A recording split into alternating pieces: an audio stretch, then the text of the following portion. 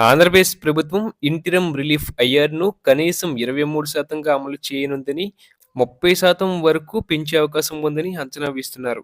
Pay revision commission PRC అమలు ఆలస్యమైన నేపథ్యంలో ప్రభుత్వ ఉద్యోగులు ఇంటిరం రిలీఫ్ కోసం దీర్ఘకాలంగా ఎదురుచూస్తున్నారు. 11వ పీఆర్‌సీ సిఫార్సులు గత 16 నెలలుగా పెండింగ్‌లో ఉన్నాయి. ఈ ఆలస్యాన్ని పూరించేందుకు ఉద్యోగులు కనీసం 30% ఐఆర్ ప్రకటించాలని కోరుతున్నారు. ఉద్యోగుల సంతృప్తి కోసం ఐఆర్‌ను వీలైనంత త్వరగా ప్రకటించాలని ప్రభుత్వాన్ని కోరుతున్నారు. ఆంధ్రప్రదేశ్ శాసన మండలిలో బడ్జెట్ సమావేశాల సమయంలో ప్రభుత్వ ఉద్యోగులు సమస్యలపై కీలక చర్చ జరిగింది. పీడీఎఫ్ ఎమ్మెల్సీ కేఎస్ లక్ష్మణరావు గ్రంథాలయ ఉద్యోగుల కష్టాలను వివరించారు. వీరి వేతనాలు గ్రాంట్స్ ద్వారా చెల్లించబడుతున్నందున సకాలంలో అందడంలో సమస్యలు ఎదురవుతున్నాయి. వీరిని 010 విధానం కింద చేర్చాలని, ఖాళీలను వెంటనే భర్తీ చేయాలని కోరారు.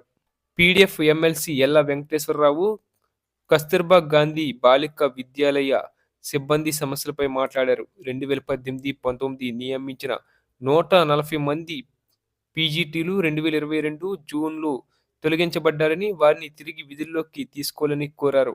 అలాగే MLC MV Ramachandra Reddy contributory pension స్కీమ్‌పై ఉద్యోగుల వ్యతిరేకతను ప్రస్తావించారు.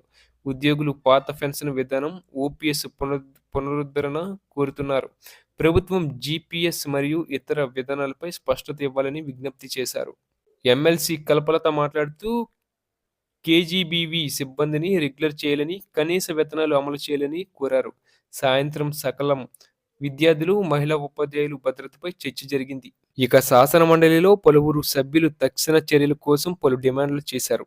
ఎమ్మెల్సీ చంద్రశేఖర్ రెడ్డి ఐఆర్‌ను 25% లేదా 30%గా ప్రకటించాలని సూచించారు.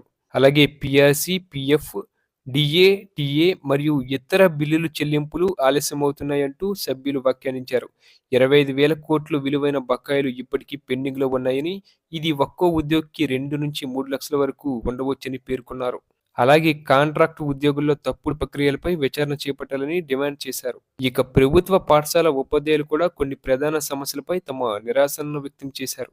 ఉపాధ్యాయులపై నాన్ అకాడమిక్ పనులు మరియు యాప్ ఆధారిత పనుల భారం పెరిగిందని, వీటిని తగ్గించాలని కోరుతున్నారు. పాఠశాల సమయాన్ని ఉదయం 9 గంటల నుంచి సాయంత్రం 5 వరకు మాత్రమే పెంచడాన్ని ఉపాధ్యాయులు వ్యతిరేకిస్తున్నారు. మహిళా ఉపాధ్యాయులు మరియు విద్యార్థులు భద్రత దృష్ట్యా సమయాన్ని 4 వరకు మార్చాలని డిమాండ్ చేస్తున్నారు. ప్రభుత్వ ఉద్యోగులు, ఉపాధ్యాయులు ప్రభుత్వానికి తమ డిమాండ్లను స్పష్టంగా తెలియజేశారు. ఐఆర్‌ను కనీసం 25-30%గా ప్రకటించాలని కోరుతున్నారు. అలాగే 25,000 కోట్ల విలువైన బకాయిలను వెంటనే ప్రకటించాలని వారు డిమాండ్ చేశారు.